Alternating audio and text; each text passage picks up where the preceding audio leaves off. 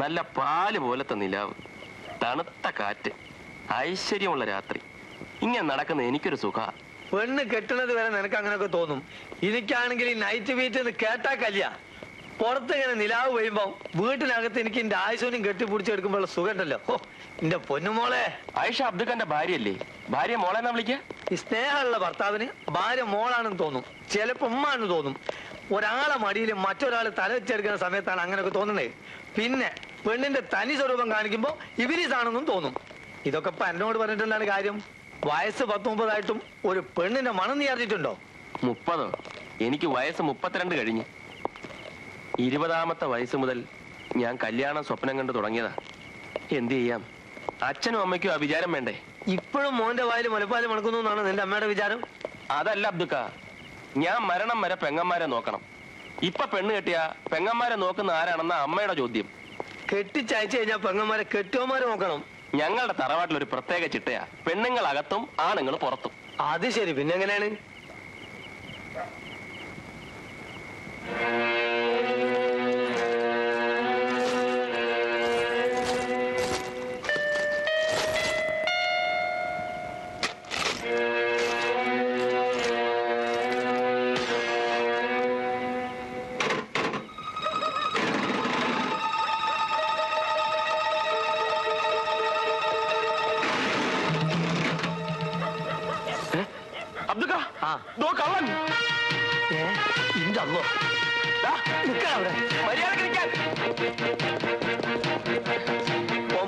തോന്നണേ കള്ള കഴിവേര് നമ്മളെ ശരിക്കൊന്ന് വെച്ചു. ആരായിരിക്കും? ഈ ആഴ്ച നമ്മളെ ലിസ്റ്റിൽപ്പെട്ട കേടുകൾ വല്ലവരും തറവാട്ടിൽ നിന്ന് ഇറങ്ങിയിട്ടുണ്ടോ? ഏതായാലും സ്റ്റേഷനിലേക്ക് ഫോൺ ചെയ്തിട്ട് നമുക്ക് ഒന്നുകൂടെ ഒന്ന് കറങ്ങാം. അവനെ അങ്ങനെ വിട്ടാ പറ്റത്തില്ല. എടാച്ചു, ആരെയാടാ കുളന്നോണ്ടിത്? ഓട്ടം കണ്ടാ അറിയാം, കൊയ്ത്ത് മോശമല്ല. അതൊക്കെ പിന്നെ പറയാം, ഇപ്പൊ സമയമില്ല.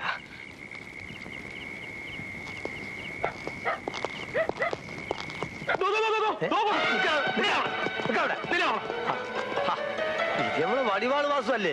എന്താ സാർമാരെ? എന്താടാ ബാഗിനകത്ത്? ഒന്നുമില്ല, ഞാൻ ഒരു പഴയ കണക്ക് തീർക്കാൻ പോവാ. കണക്ക് നമുക്ക് ഇവിടെ വെച്ച് തീർക്കാം, അല്ലെങ്കിൽ പിന്നെയും ജോലി കൂടും. സ്വർണ്ണക്കട കയറി നീ മോഷ്ടിക്കുന്ന ഞാൻ എന്റെ കണ്ണുകൊണ്ട് കണ്ടതല്ലേ? തൊണ്ടി സാധനങ്ങൾ ഞങ്ങളെ ഏൽപ്പിച്ചിട്ട് മര്യാദയ്ക്ക് സ്റ്റേഷനിലോട്ട് തറ. ഏത് സ്വർണ്ണക്കട, ഏത് തൊണ്ടി? കട്ടവനെ കണ്ടില്ലെങ്കിൽ കണ്ടവനെ പിടിക്കുന്ന ഇടപാട്. വെറുതെ മനുഷ്യൻ മെനക്കെടുത്തരുത്. അബ്ദുക്ക, ഇവൻ പഠിച്ച പുള്ളിയാ. സ്റ്റേഷനിലെ ചൂടറിഞ്ഞെങ്കിലേ ഇവൻ സത്യം പറയത്തുള്ളൂ. ദേ വെറുതെ കള്ളക്കേസ് ഉണ്ടാക്കരുത്. ഞാൻ കള്ളം തന്നെ, നല്ല ഭംഗിയായി കക്കാനും അറിയാം. പക്ഷെ നിങ്ങൾ പറയുന്ന സ്വർണ്ണക്കടയിൽ ഞാൻ കേട്ടിട്ടില്ല. മിനിയാന്നാ ഞാൻ ജയിലിൽ നിന്ന് ഇറങ്ങിയത്. ഉടനെ അങ്ങോട്ട് പോകാൻ യാതൊരു താല്പര്യമില്ല. ഇവൻ പറഞ്ഞു കേട്ടിട്ട് സത്യം തോന്നുന്നുണ്ട്. നീ ശരിക്കും കണ്ടാണോ? ഇവൻ തന്നെ ആണോ ആള്? ഞാൻ ശരിക്കും കണ്ടതല്ലേ, ഈ ബാഗും കണ്ട്. എന്നാ പിന്നെ വല്ലവരും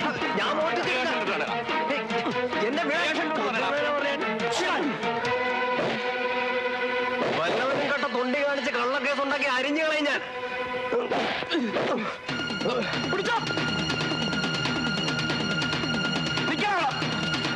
അവിടെ നിൽക്കാൻ വാസു, വാസു വാസു അവിടെ നിൽക്കാനാണ് പറഞ്ഞത്. ഈ രാത്രി പാടൊക്കെ നാലിന്റെ ഇടയിൽ കൂടെ ഒക്കെ എന്നെ തോട്ടിക്കരുത്. വാസു നില്ലടാ. അയ്യോ, ഇവരിപ്പോ എങ്ങോട്ട് ഓടി? ഇവിടെ ഓടി കാണില്ല. നേരെ എന്തായാലും ഓടിയിട്ടില്ല. അവിടെ എന്തോ അനക്കം കേട്ട്.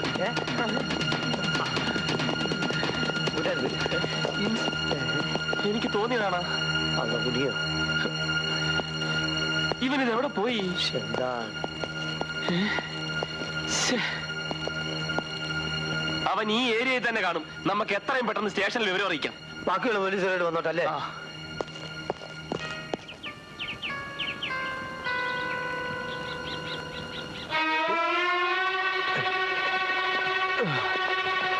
വരരുത്, എന്റെ പുറകെ വരരുത്. ഏറവനാൽ ഞാൻ വെട്ടും. എന്റെ പൊന്നു വാസു, നമ്മൾ തമ്മിലുള്ള ബന്ധം എന്നൊന്നിനും തുടങ്ങിയാണോ? ഞങ്ങളിങ്ങനെ ബുദ്ധിമുട്ടിക്കാതെ താഴെ ഇറങ്ങി വന്ന തൊണ്ടി എടുത്തതെന്ന്. ഞാനല്ല പൊട്ടിച്ചെന്ന് പറഞ്ഞില്ലേ? എന്റെ പുറകെ കയറി വരരുത്. മനസാ വാച കർമ്മണ ഞാൻ അറിയാത്ത കാര്യം എന്റെ തലയിൽ കെട്ടിവെച്ച നാറിയെ ഞാൻ വെറുതെ വിടുവന്നിരുന്നണ്ട. അതാ വാസു പോയി.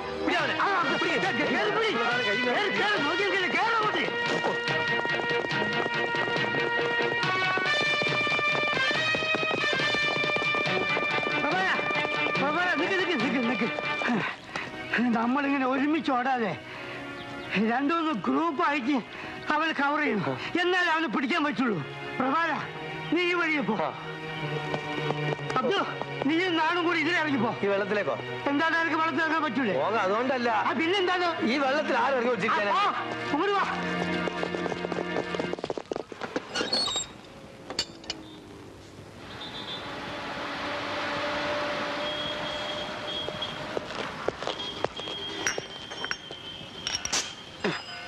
ഗ്യാസ് ഒന്നും ഇല്ലല്ലോടോ. ഇന്നലെ രാത്രി 12 മണിക്ക് തുടങ്ങി ഓട്ടോ. തൊണ്ട നനയ്ക്കുന്നത് ഇപ്പോഴാ. എന്തുവാടാ നോക്കുന്നത്? തന്റെയൊക്കെ രക്ഷയ്ക്ക് വേണ്ടിയാ ഞങ്ങൾ ഈ ഓടുന്നത്. ആ ഓർമ്മ വേണം. ഒരു വീട്ട് വീടിഞ്ഞത് ഇത് എങ്ങനെയാണോ കത്തിക്കുന്നത്? തീപ്പട്ടി ഇടറോ?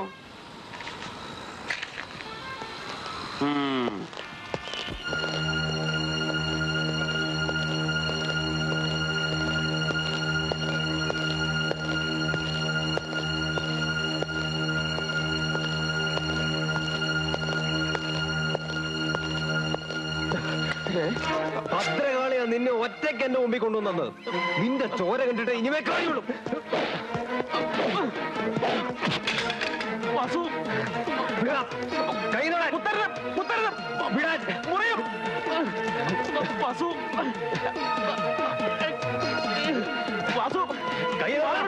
വാള് വെച്ച് കളിക്കരുത്.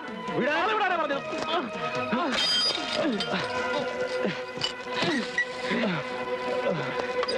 നാരായണ സാറേ, അബ്ദുക്കായോ ഓടിവായോ, ഞാൻ മരിവാൾ വാസുവിനെ പിടിച്ചേ. സത്യമായി ഞാൻ സ്വർണ്ണക്കട കേട്ടില്ല. ഇങ്ങോട്ട് നോക്കിയേ, എന്നെ ഇപ്പൊ ഒന്ന് വിട്ടു തന്നാ ശരിക്കുള്ള കള്ളനെ ഞാൻ കണ്ടുപിടിച്ചു തരാം. അതിന് പുറമെ ഒരാഴ്ചക്ക് സാറിന് 501 രൂപയും കൊണ്ടുതരാം. ഇപ്പൊ ഇതങ്ങ് പിടിച്ചാട്ടെ. മനസ്സറിഞ്ഞ് ഇത്രയും രൂപ എന്റെ ഉള്ളൂ.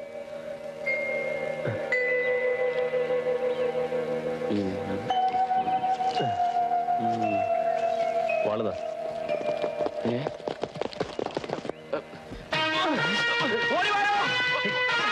എന്റെ രൂപയും മേടിച്ച് നീ എന്നെ വഞ്ചിച്ചു അല്ലണം. തൊണ്ടി ഓടിക്കുന്നതാ, ഇടിച്ചെന്റെ നട്ടലിയാ ഓടിക്കും. നീ ഞങ്ങളിട്ട് ഓടിച്ച് അല്ലെങ്കിൽ പോര് ഇങ്ങോട്ട് നട. സത്യം പറയടാ തെണ്ടി, തൊണ്ടി സാധനം അവിടെ ഉണ്ട്. എനിക്കൊന്നും അറിയില്ല സാർ. സ്വപ്നത്തിൽ പോലും ഞാൻ വിചാരിക്കാത്ത കാര്യത്തിന് എന്നെ പിടിച്ചോണ്ട് വന്നിരിക്കുന്നത്. എന്റെ കയ്യിലുണ്ടായിരുന്ന കാശ് വേല പിടിച്ചു മേടിച്ചു. ആണുങ്ങളെ കുറിച്ച് അവാദം പറയുന്ന ഒറ്റ തൊഴിയാമച്ചെന്ന 1 മാസം കഴിഞ്ഞ നീ മൂത്തൊഴിക്കൂ. Bloody rascal. ഇവനെ കൊണ്ട് ഞാൻ പറയിപ്പിക്കാം. ഇവനെ അകത്തത്.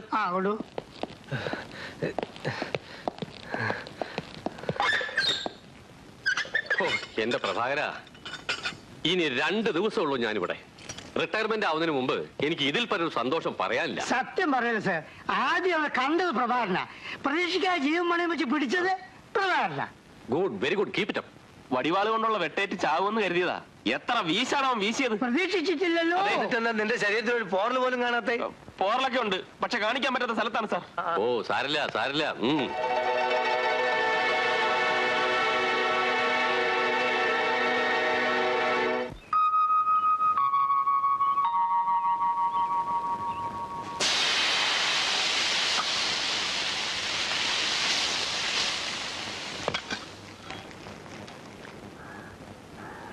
ഇത്തിരി ചമ്മന്തി കൂടി ഒഴിച്ച മോളെ. മതി. 5 രൂപയാ തേങ്ങയ്ക്ക് വില. ഇക്കണക്കിന് തേങ്ങ അരച്ച് കൂട്ടാൻ എങ്ങനെ വെക്കും? തൊട്ട് കൂട്ടാനാ ചമ്മന്തി, അല്ല കോരി കുടിക്കാനല്ല. അത് കൊണ്ടുപോയാ മതി. ഒരു ദോശ എടുത്ത മോളെ അങ്ങോട്ട് തന്നെ. അവിടെ നിന്ന് എഴുന്നേക്കുന്നുണ്ടോ? ഇനി 3 4 ദോശ ബാക്കിയുള്ളൂ. എന്റെ ചെറുക്കൻ എപ്പോഴാ കയറി വരുന്നോന്ന് അറിയാൻ മേല. നിന്റെ തന്ത ആധാരം എഴുത്തുകാരൻ കിട്ടുപണികളുടെ വകയല്ല ഞാൻ തിന്നത്. ഞാൻ സൃഷ്ടിച്ച് എന്റെ മോൻ സമ്പാദിച്ചതാ. അയ്യടാ എന്റെ മോൻ. ദേ എന്നെ കൊണ്ട് മറ്റേ ഭാഷ പറയിക്കരുത് കേട്ടാ. റിട്ടയർ ആയ എല്ലാ പോലീസുകാർക്കും ഉണ്ടല്ലോ പെൻഷൻ, നിങ്ങൾക്ക് അതുണ്ടോ? ദേ ഒരു കാര്യം ഞാൻ പറയാം, ഭക്ഷണം കഴിക്കുമ്പോ ആവശ്യമില്ലാത്ത കാര്യം സംസാരിച്ചിട്ടുണ്ടെങ്കിൽ ഞാൻ വിട്ടിട്ട് എഴുന്നിട്ട് പോകും. വളരെ സന്തോഷം. അങ്ങനെ നീ സന്തോഷിക്കില്ലേ? എന്റെ അമ്മ ഒന്ന് പതുക്കെ. ചേച്ചി ചേട്ടന് വരുന്നു. അയ്യോ അവര് വരുന്നുണ്ടോ? മോളെ എന്തിനാ കരയുന്നത്?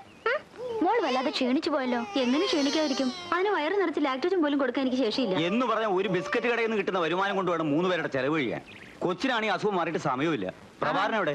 ഇന്നലെ കാലത്ത് വീട് വിട്ട് ഇറങ്ങിയതാ, പിന്നെ പൊടി പോലും കണ്ടിട്ടില്ല. പോലീസല്ലേ, പല പരിപാടിയും കാണും. അളിയന് നല്ല വരുമാനമല്ലേ? എനിക്ക് തരുന്ന കാര്യത്തിന് മാത്രമേ കണക്കുള്ളൂ. നിനക്ക് തരാനുള്ളതൊക്കെ നീ നേരത്തെ കണക്ക് പറഞ്ഞ് മേടിച്ചില്ലേ? ഒരു കടയിട്ട് തരുന്ന കാര്യമാണോ ഇത്ര പൊക്കി പിടിച്ചോണ്ട് വരുന്നത്? ദേ പിന്നെ ഒരു കാര്യമുണ്ട്, നിങ്ങളുടെ വയറ് തന്നെ നിങ്ങളുടെ മോക്കും കിട്ടിയിരിക്കുന്നത്. അതൊന്നും 3 നേരം നിറയ്ക്കാൻ ഞാൻ പെടുന്ന പാട് എനിക്കല്ലേ അറിയൂ. എന്തിനാ ഇങ്ങനെ നാണം കെട്ടി ജീവിക്കുന്നേ? ഇനി നീ ഈ പറയണത് അവൻ കേട്ട അവൻ നിന്റെ മെക്കിട്ട് കയറും. അവനോടല്ല നിങ്ങളോടാ. അത് ശരി, എന്നോടാ. ഈ ദുഷ്ടന്റെ കൂടെ പറഞ്ഞയച്ച് നിങ്ങൾ എന്റെ ജീവിതം തൊലച്ചു. ഭാരം ഇറക്കാൻ വേണ്ടി പൊന്നണിച്ച് ചെയ്ത പണിയാ. ഞാൻ ചെയ്ത പണിയാണോ? എവിടെ പോയി കിടന്നടാ ഇതുവരെ? അരി സാധനങ്ങൾ തീർന്നെന്ന് പറഞ്ഞില്ലേ ഞാൻ നിന്നെ അയച്ചത്? ഇന്നലെ രാത്രി 12:30 വരെ നീ അരി കൊണ്ടുവരുമെന്ന് പറഞ്ഞ് ഞാൻ വെറുതെ വരാൻ നോക്കിയിരുന്നു. രാത്രിയിൽ എനിക്ക് ഡ്യൂട്ടി ഉണ്ടായിരുന്നു. പിന്നെ ഒരു കള്ളന്റെ പിന്നാലെ പോയി. കഴിക്കാൻ വല്ല ഉണ്ട് എടുത്തു പോയി. വിശന്ന് പ്രാണം പോകുന്നു. വരൂ.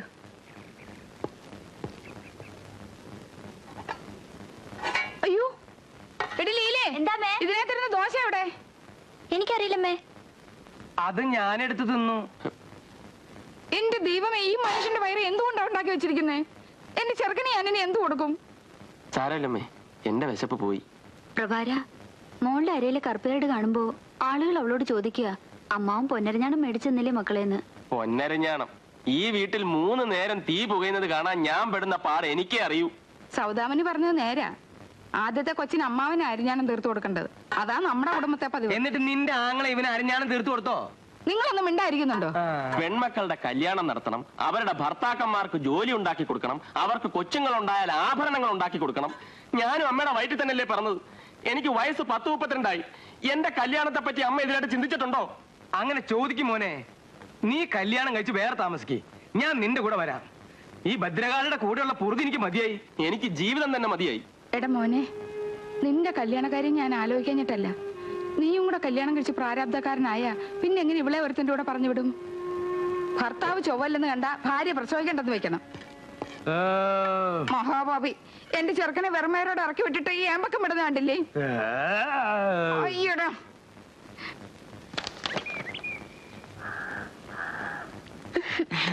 ചുമ്മാതിരിക്കുന്ന നല്ല ചേട്ടാ. എന്റെ ജാനമ്മേ, നീ പെരുമ്പം കുളിപ്പിക്കുകയാണെങ്കിൽ എനിക്ക് എന്തൊക്കെയോ തോന്നും. സാരി മുഴുവൻ നനയട്ടെ, നമുക്ക് ഒരുമിച്ച് കുളിക്കാം. വെറുതെ ഇരിക്കുന്നേ. അച്ഛാ, പോലീസ് അമ്മാവ വന്നു. അതാ വരുന്നു. നിന്റെ അച്ഛനെന്ന് കടയിൽ പോയില്ലേ? ഇന്ന് ശനിയാഴ്ചയില്ലേ? അച്ഛൻ തേച്ചു കുളിക്കുന്ന ദിവസാ. 10 മണിക്കല്ലേ കട തുറക്കൂ. ഞാൻ ആ കാര്യം അങ്ങ് മറന്നുപോയി. നിങ്ങൾ കാപ്പൂടിയൊക്കെ ഞാൻ കഴിഞ്ഞു? മാത്രമേ കഴിച്ചുള്ളൂ. എന്താ രാവിലെ തന്നെ? ഒരുമിച്ചുള്ള കുളിയായിരുന്നു. എനിക്ക് വല്ലാതെ വിശക്കുന്നു, എന്തേലും കഴിക്കാൻ വേണം. നല്ല പുട്ടും പയറും ഉണ്ട്. ജാനമ്മേ, എടുത്തു വെക്ക്.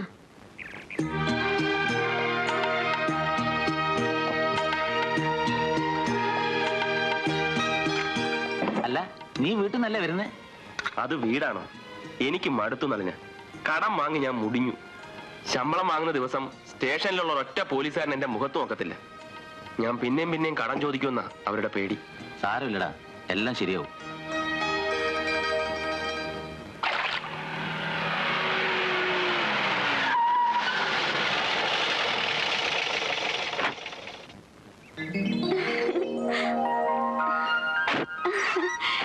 നീ വരുന്നെന്ന് അറിഞ്ഞപ്പോ എനിക്കുണ്ടായ ഒരു thrill. The whole day has come back.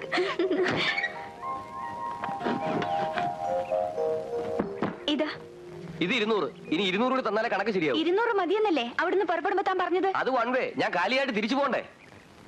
Luggage തുടർന്ന് എന്റെ കാശ് തന്നിട്ട്. നോക്ക്, പ്രശ്നം ഗുരുതരമാണെന്നാ തോന്നുന്നു. ഒന്ന് മുട്ടി നോക്കാം, വല്ലതും തടഞ്ഞാലോ? പെണ്ണുങ്ങളിട്ട് എന്തോ ആവാന്നാണോ? ലഗേജ് തുടരുന്നാ പറഞ്ഞേ. നമ്മളത് കുറെ കണ്ടതാ. സമയം കളയാ, കാശ് എടുക്ക. എനിക്ക് വേറെ ഓട്ടോ ഉണ്ട്. എന്താ പ്രശ്നം? സാർ എന്നെ ഒന്ന് സഹായിക്കണം. 200 രൂപ സമ്മതിച്ചാ ഞാൻ കാറിൽ കയറിയത്. ഇവിടെ വന്നപ്പോ അയാൾ 400 രൂപ വേണമെന്ന് പറയുന്നു. ഇത് എവിടുത്തെ ന്യായ? ലഗേജ് തരില്ലത്രേ. എന്താണോ സാർ ഇതിൽ ഇടപെടണ്ട. പക്ഷെ എനിക്ക് ഇതിൽ ഇടപെട്ടേ പറ്റൂ. കാരണം ഈ തൊപ്പി തലയിൽ കയറിപ്പോയില്ലേ? പെണ്ണുങ്ങടുത്ത് മേക്കിട്ട് കയറാ പോടോ. ആഹാ, താൻ പോവില്ലേ? എന്നാ സ്റ്റേഷനിൽ ചെന്ന് കണക്ക് തീർക്കാം. എന്താ എന്റെ നമ്പർ? KLD 9031. KLD 9031. എവിടെ തന്റെ ലൈസൻസ് ബുക്കും? ഇത് കുറെ കഷ്ടമാണ്. ഒരു കഷ്ടമില്ല, പോടോ. വളരെ നന്ദിയുണ്ട്. എന്താ സാറിന്റെ പേര്? പ്രഭാകരൻ കെ. വെറും കോൺസ്റ്റബിൾ ആണെന്ന് വിചാരിക്കണ്ട, സബ് ഇൻസ്പെക്ടർക്ക് പോലും പേടിയാ. ഇവിടെ പ്രഭാകരൻ നല്ല പേരാ, അതുകൊണ്ട് തന്നെ കളവും പിടിച്ചു പറയും കുറവാ. പരിചയപ്പെട്ടതിൽ വളരെ സന്തോഷം. ഹലോ, ഇതാണോ നിങ്ങളുടെ മര്യാദ? 200 രൂപയുടെ ലാഭം ഒരു നന്ദി വാക്കിൽ ഒതുക്കാവുന്നതാണോ? ഞാനെന്താ ചെയ്യേണ്ടത്? ഒരു 50 റുപ്പീസ് എടുക്കണം. ക്ഷമിക്കണം, വാങ്ങില്ലെന്ന് കരുതി. ഇക്കാലത്ത് വാങ്ങുന്നവനാണ് മാന്യൻ.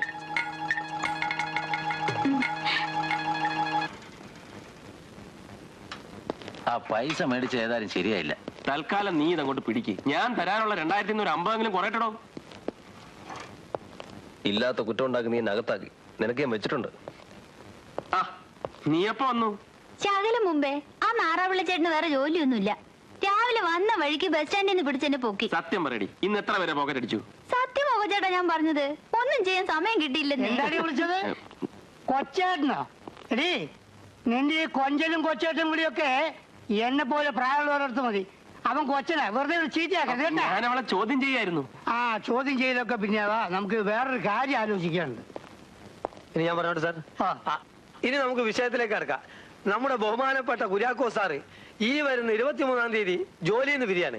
നമുക്ക് അദ്ദേഹത്തിന് ഒരു സെൻഡ് ഓഫ് കൊടുക്കണം. പരിപാടി ഉഗ്രമാക്കണം. കാര്യമായിട്ടൊരു പിരിവ് നടത്താം. അല്ല, നിർത്തിക്കാളാ. നീ പിരിച്ചോടത്തോളം മതി. നീ എന്റെ ഷെയർ കടം പറയാതെ തന്നാ മതി. പ്രഭാകരനോട് എനിക്കൊരു കാര്യം പറയാനുണ്ട്. നീ എനിക്ക് തരാനുള്ള പൈസ അത് എന്നെ ഒഴിവാക്കി. കാരണം അതെനിക്ക് കിട്ടില്ലെന്നറിയാം.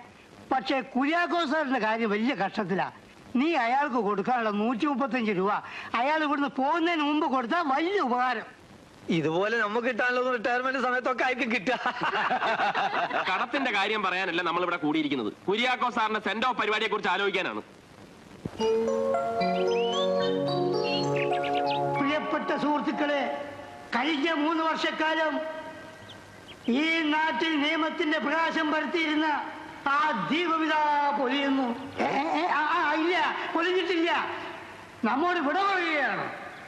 ധീരനും ശൂരനും പരാക്രമിയുമായ നമ്മുടെ കുര്യാക്കോ സാറിനെ പുകഴ്ത്താൻ പറ്റിയ വാക്കുകൾ എന്റെ മലയാള ഭാഷ നിന്റെ കണ്ടുവരില്ലല്ലോ. ഇങ്ങനൊരവസ്ഥ വരുമെന്ന് ഞാൻ പ്രതീക്ഷിച്ചില്ലല്ലോ. അതുകൊണ്ട് അടുത്തതായി പോലീസ് കലാസമിതിയുടെ സെക്രട്ടറി കോൺസ്റ്റബിൾ കെ പ്രഭാകരനെ നിങ്ങളുടെ പ്രസംഗത്തിന് ക്ഷണിച്ചുകൊള്ളുന്നു.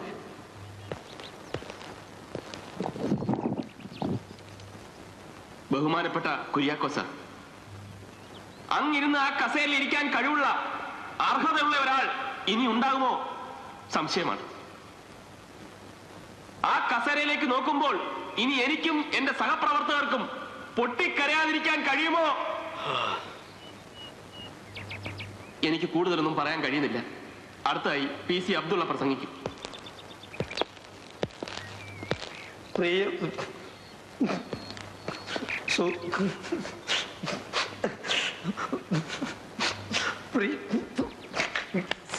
സാരല്ല,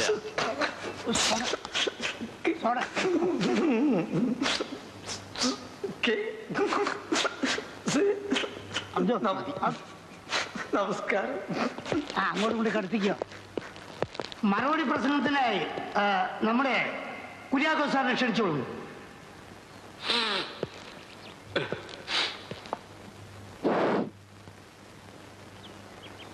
സ്നേഹിതരെ, സഹപ്രവർത്തകരെ,